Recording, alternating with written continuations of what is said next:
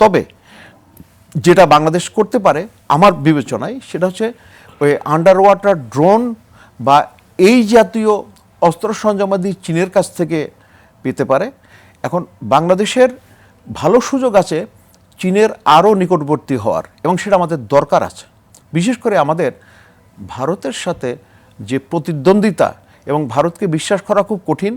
তো এখন বাংলাদেশ নেভাল পাওয়ারের জন্য অলরেডি নেভির সাথে বলে রাখি যে বাংলাদেশ সার্বিকভাবে আমাদের অস্ত্র সরঞ্জামাদির প্রায় 70% আপনার চীন থেকে আমদানি করে। সুতরাং তাদের সাথে আমাদের একটা অস্ত্র আমদানির একটা ভালো সম্পর্ক আছে।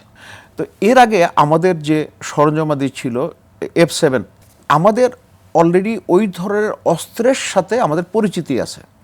সুতরাং নতুন একটা অস্ত্র আনলে কয়টা ঝামেলা হয় দেখেন।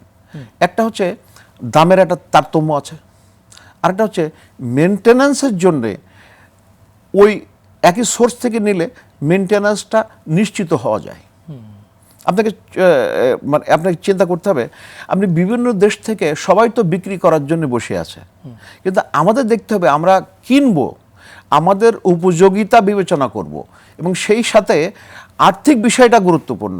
আরেকটা হচ্ছে এই আফটার সেল সার্ভিসটা, অর্থাৎ স্পেয়ার টেয়ার পাওয়ার জন্য আমাদের কী ধরনের সমস্যা হবে এবং কত রেটে পাবো।